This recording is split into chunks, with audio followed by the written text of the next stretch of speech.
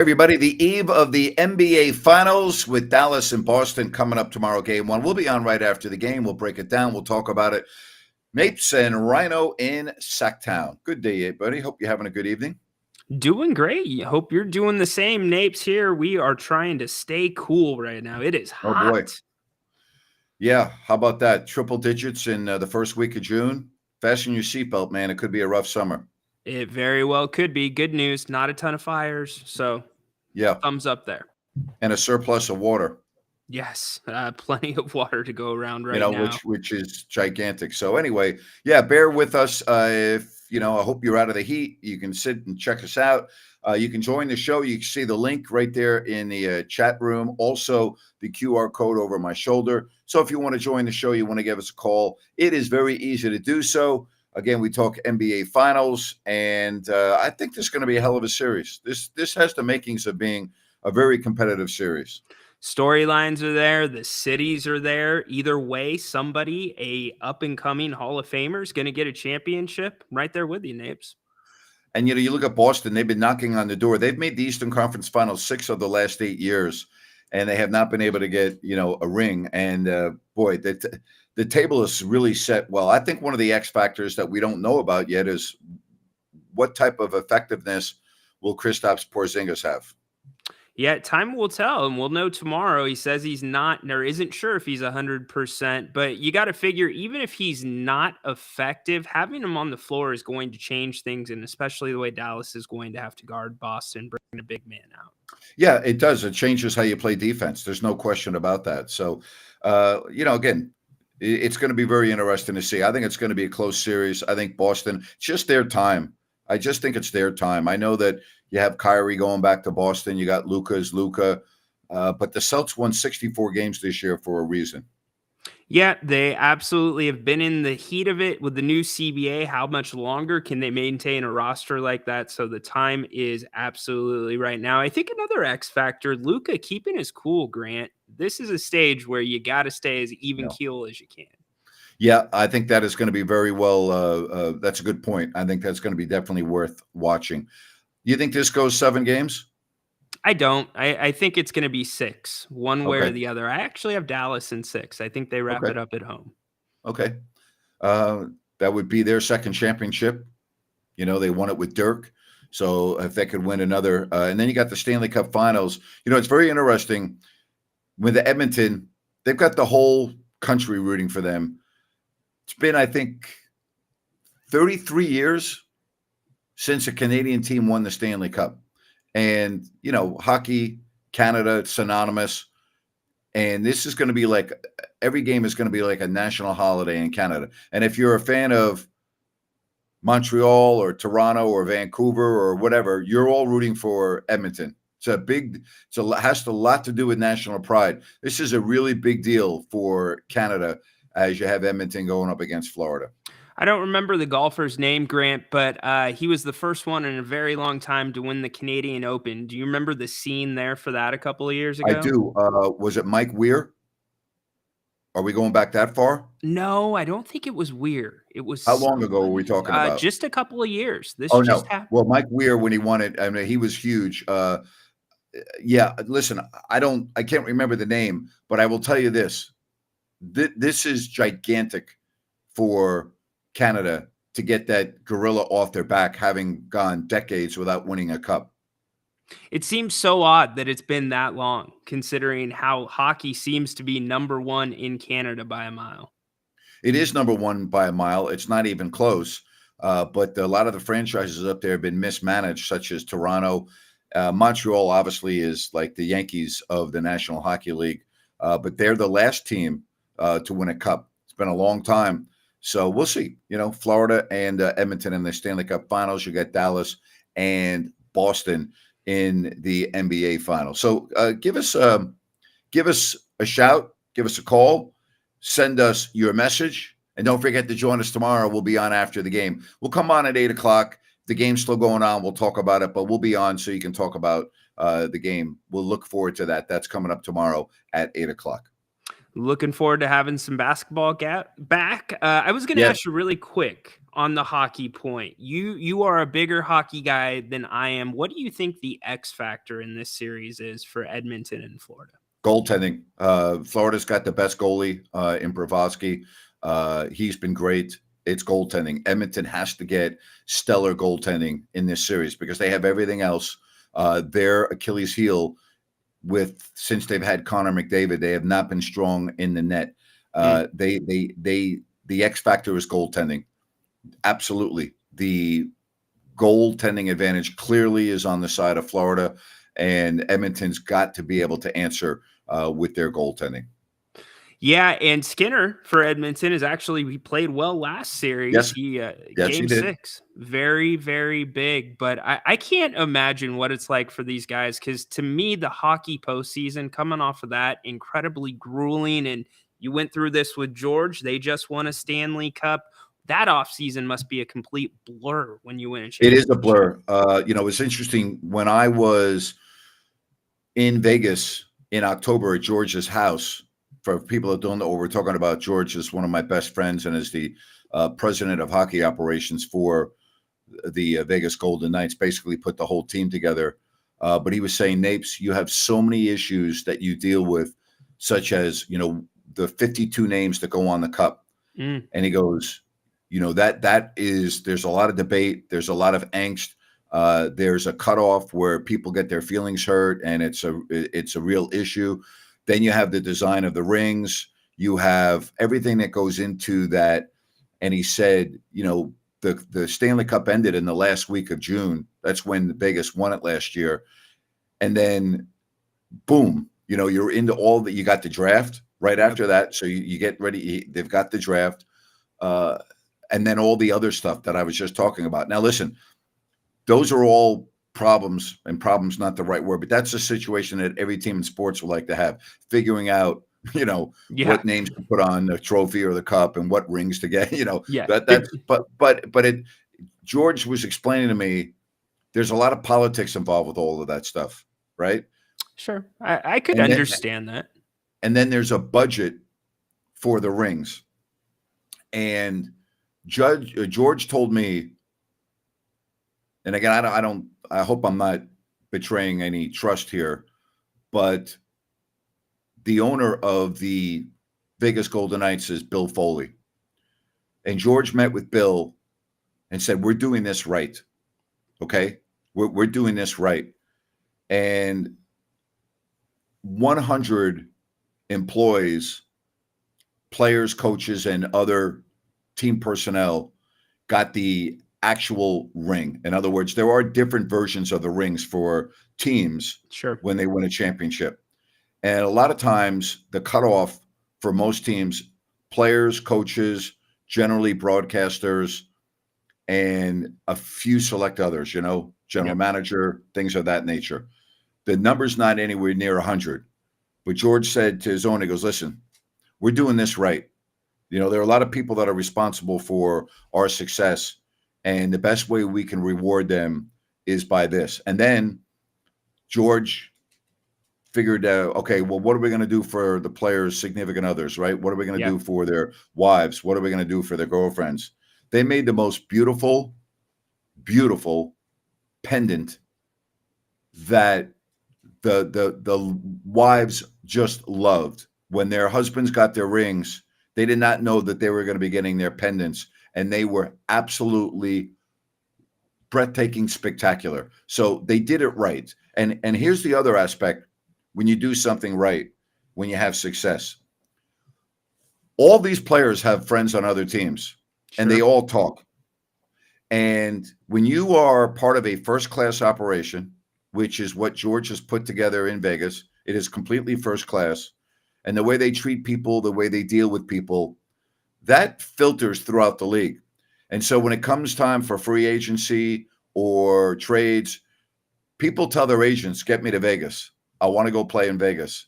And you know what, Ryan? Don't think that's not important, because we know in Sacramento how important that is, because we've heard stories of players telling their agents, we don't really want to go to Sacramento, right? I mean, when you do things the right way, when you have success, and you make everyone happy, that filters throughout the league, and it keeps the momentum rolling, so to speak, with your franchise.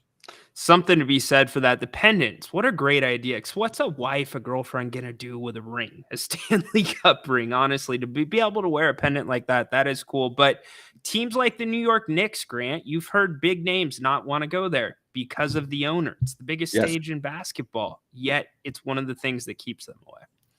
100% correct. And there are very few secrets in professional sports. I mean, there really are. I mean, everyone knows what's going on. I mean, listen, the word is out on Vivek Ranadive. Okay, I mean, I'll just leave it at that.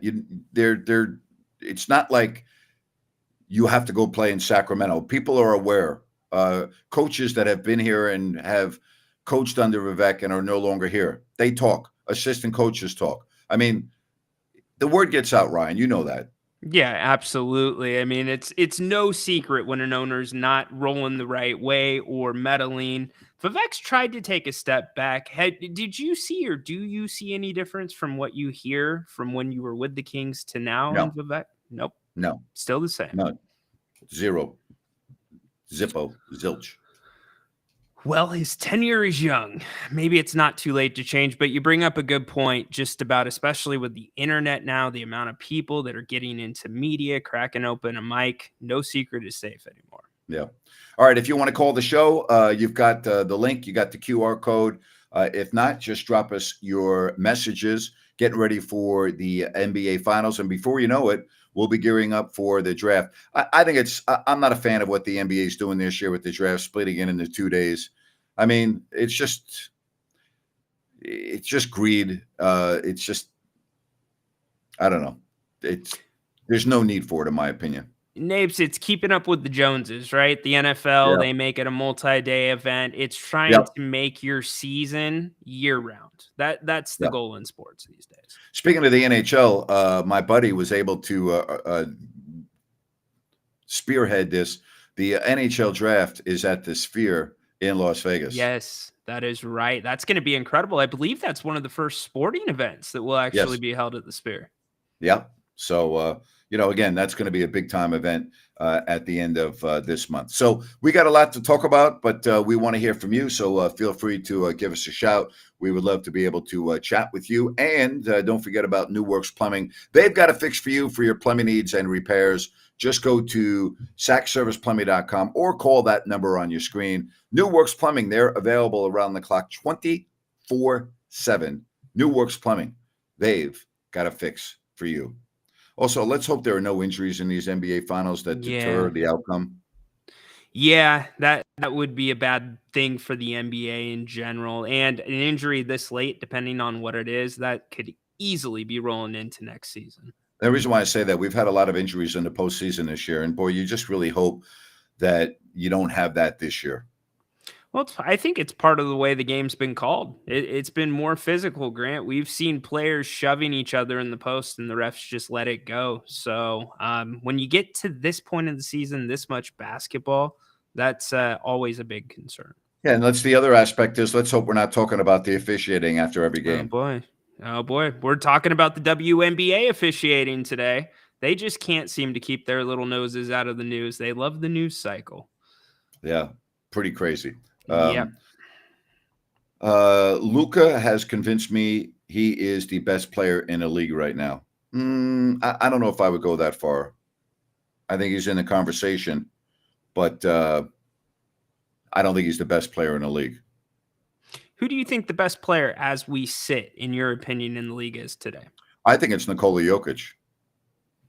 It's hard to argue against that. I mean, look at what he does. He's changed that position in many ways. So I guess the follow-up question, who do you think the successor is going to be to Jokic? It's a fabulous question. In order to be the best player in the league, I think you have to have a championship. Yes. I think you have to have multiple championships. Now, Luka's still relatively young in his career, so I think to say that he doesn't have a championship, it would be a little unfair. He's only been in the league, 4 years, 5 years? You know what I mean? 2 conference finals in 3 years. NBA Finals. You agree with that?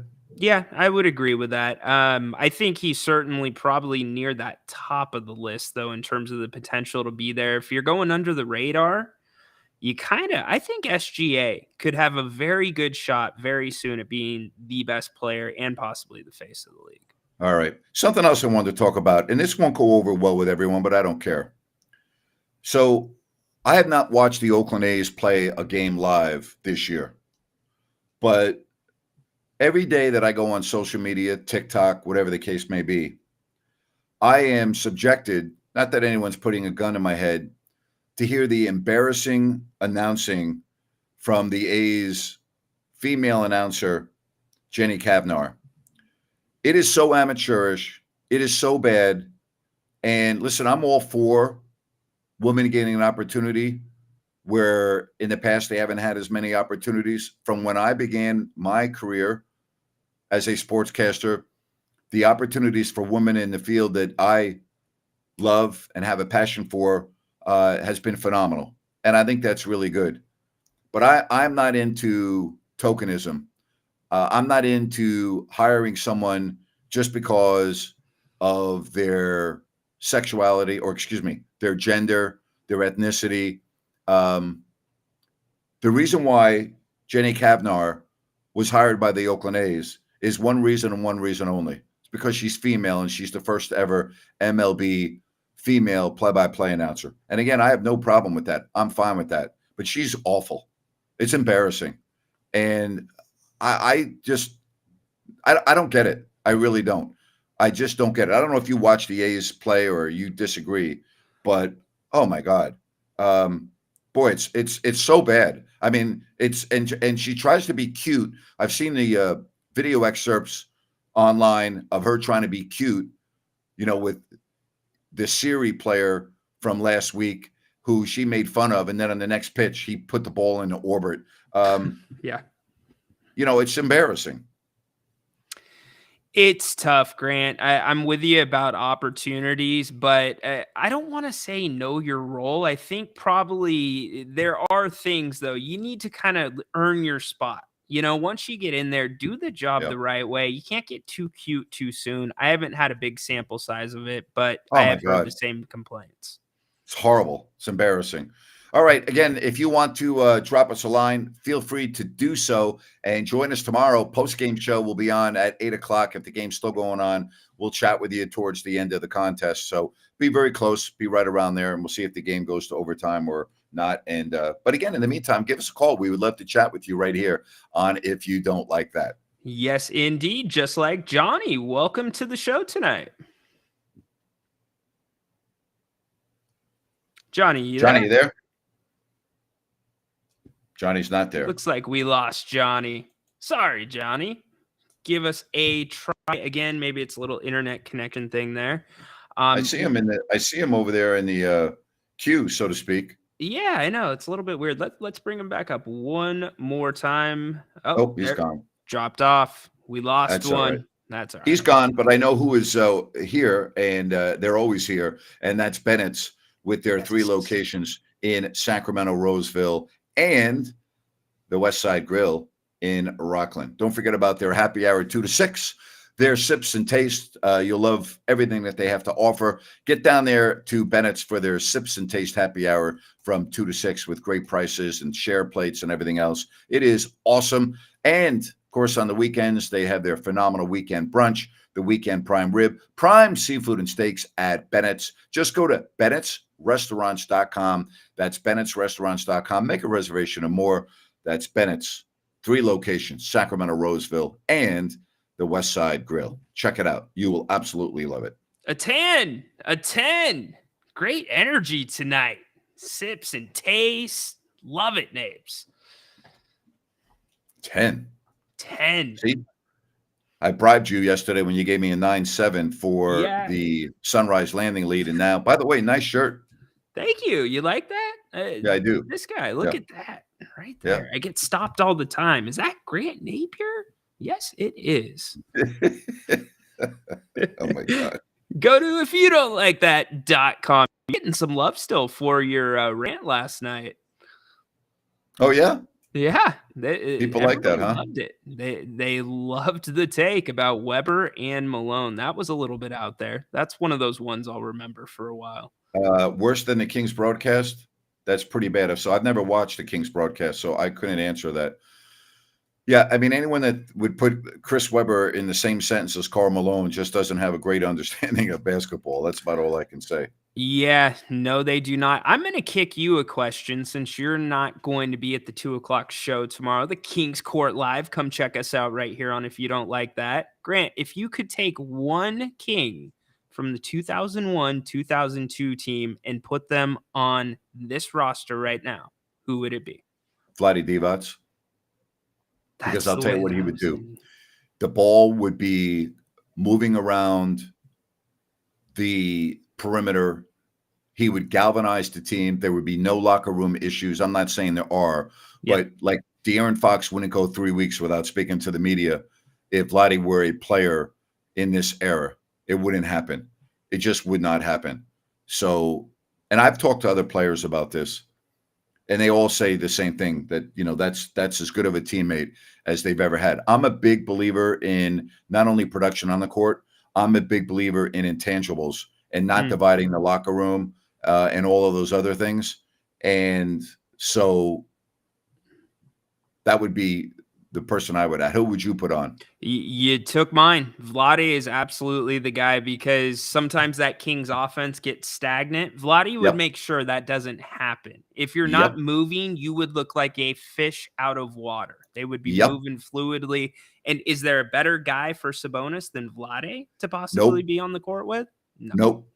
Nope. I didn't even hesitate when you asked me that No, question. you went right to it. I loved it. I You thought know, that is spot on.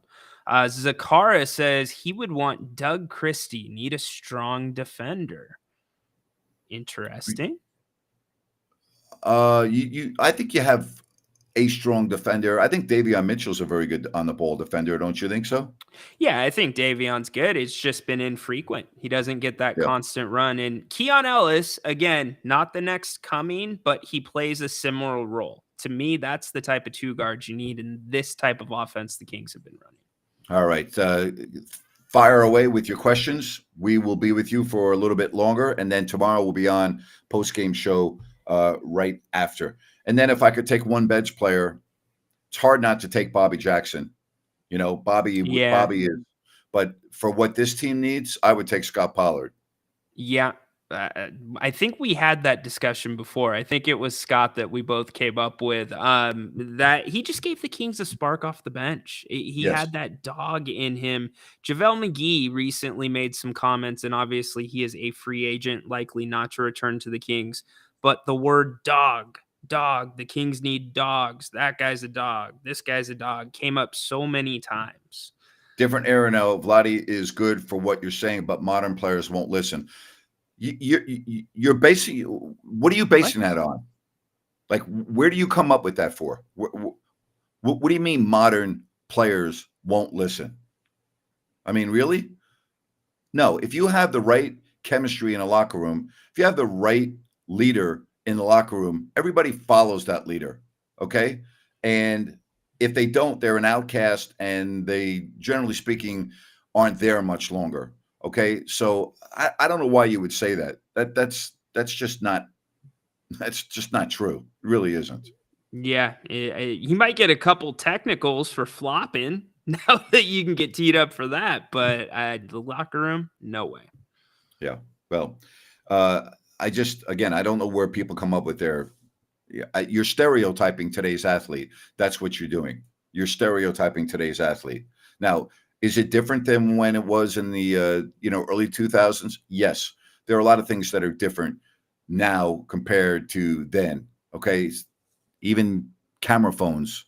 Okay. Sure. You didn't have. I mean, I'm just trying to put this in perspective. Yeah, I'm not saying everything's identical, but I've been in a lot of locker rooms and I've seen it before. If you don't have that guy or gal, if you're talking about women's sports, to calm the waters when they get choppy and all those other things. Like I'll never forget talking to Jerry Sloan. I was talking to Jerry Sloan I don't know, 25 years ago Mm-hmm. at the Delta Center before a game. And I had interviewed Jerry for a halftime piece. And Jerry said something to me which was spot on. He said, "Hey, I really appreciate the props," but he goes, "My job is easy." I go, "How's your job easy?" He goes, "Well, my two best players are my two hardest workers, Mm. and I never have to worry about getting on them because they get on everyone else for me because that's how they go about their business." And he's talking about John Stockton and Karl Malone. And he said, they lead by example. They practice every single day and they play in every single game. They don't come up to me and go, "Coach, I'm sore today. I need a day off." They go out and they play in practice, even when maybe having a day off would be in their best interest. And he said, as a coach, when your best player or best players are that way, your job is very easy. And I'm sure they police the locker room too. There's so Oh, many things the coach probably doesn't even need to touch.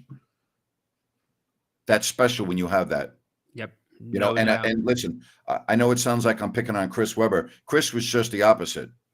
Chris was just the opposite. Chris didn't want to practice. If Chris were injured, he would show up to practice, get treatment, and then he would leave. He wouldn't even watch the team practice. When Chris was injured and he was sitting behind the Kings bench or next to the Kings bench, there was this story where on my radio show the next day, I got a call telling me that they could not believe that they saw Chris Webber at an ATM in a shopping center a couple of miles away from the arena in the middle of the second half.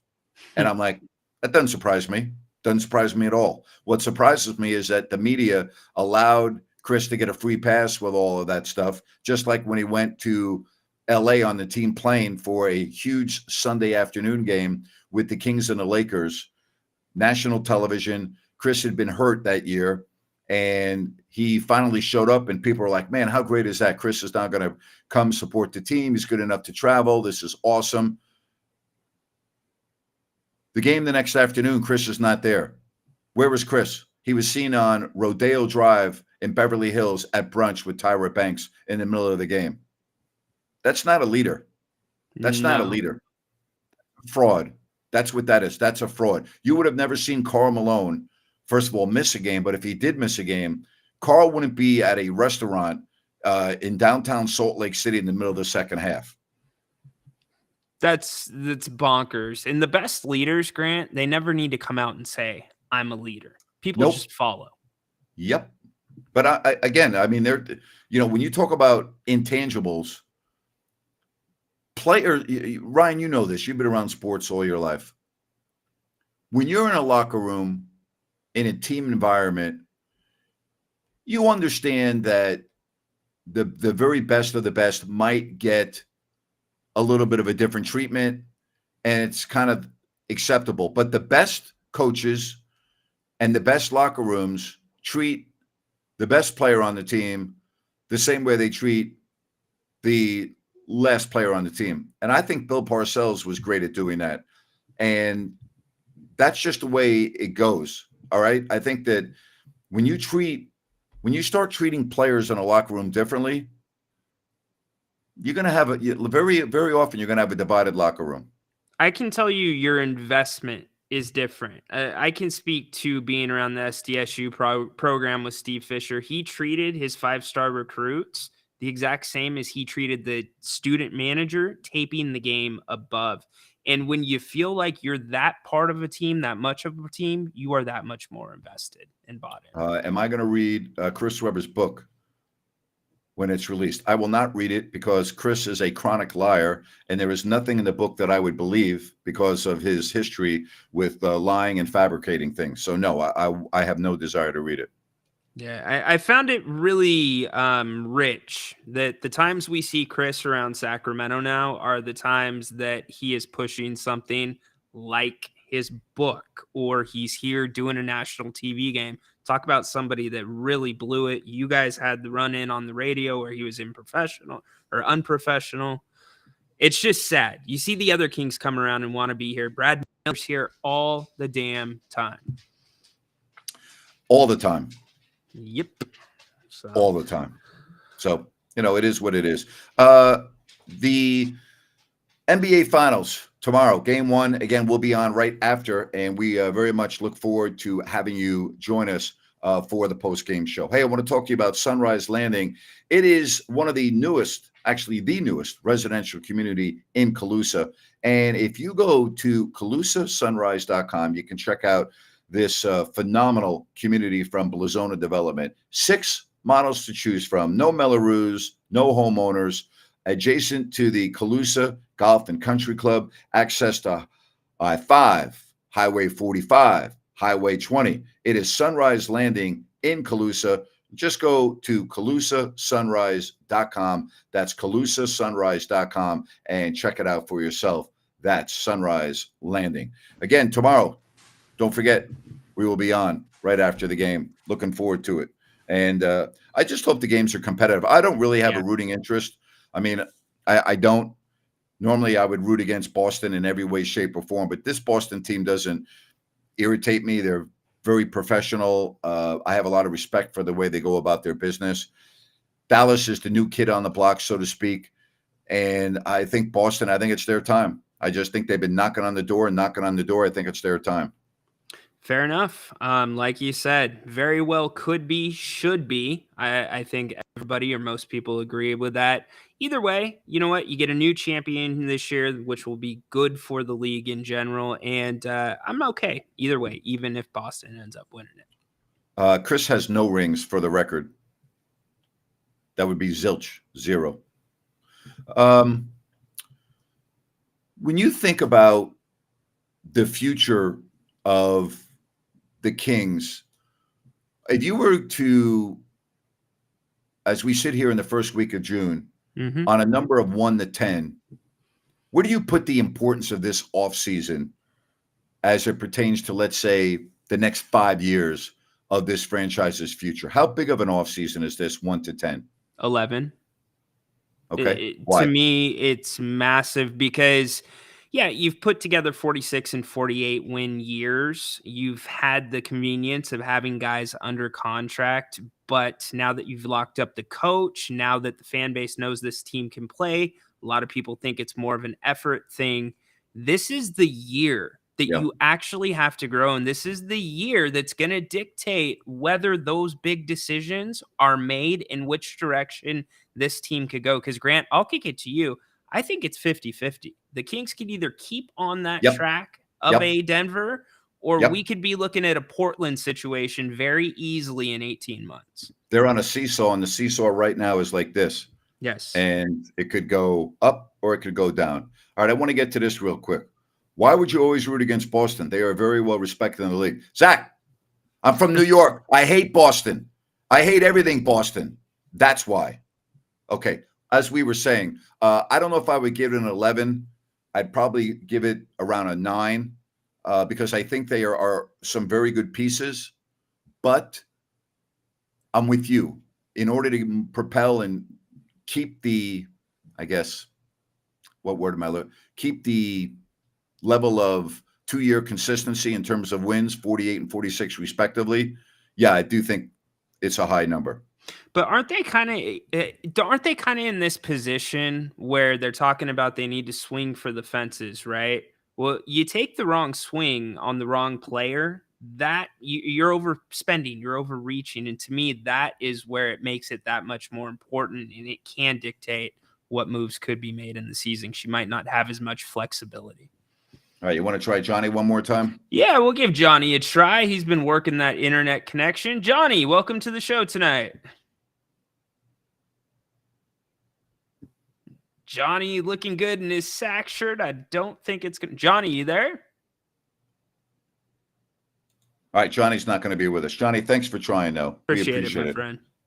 All right, don't forget, tomorrow, we're on right after the game. All right, and we'll come on at 8, and if the game's still going on, you can join us as we watch the end of the game. Sounds like a plan. Looking forward to being able to talk some hoops, Napes. Kings should not panic and trade away the number 1 draft picks. This is the worst thing that they could do. Why is it the worst thing they could do? It's a weak draft.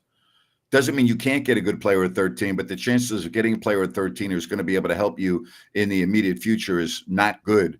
So, no, you need to get better now. You can't be waiting around for young players to develop. Lau, I would consider that argument a lot more had the Kings not stood pat last season in the offseason. That's why, to me, they don't have the time to let somebody develop. Exactly. I mean, they don't. Time is of the essence. I mean, especially when you look at what's going on with the teams below you, like Houston and San Antonio for starters. And Memphis is going to be a lot better this year because of all the injuries they suffered a year ago. Exactly right. I mean, we went through basically the entire West. The Kings are in the bottom third, and we're being generous there. Yep. Yep. All right, we're going to wrap it up. We'll be back tomorrow right after the game. Ryno, enjoy the rest of your evening, my friend. Thank you, Napes. You as well. I appreciate it. And to everyone else, back here tomorrow, stay safe. Thank you very much. If you don't like that, love coming with you. All right. We love being with you. We love doing shows. We love coming on 2:00, Ryno, right? Every day, 2:00. 2:00 live, Kings Court, right here. I do some shows at 5:00. We do a lot of shows at 8. Subscribe. Give us a thumbs up. We greatly appreciate it.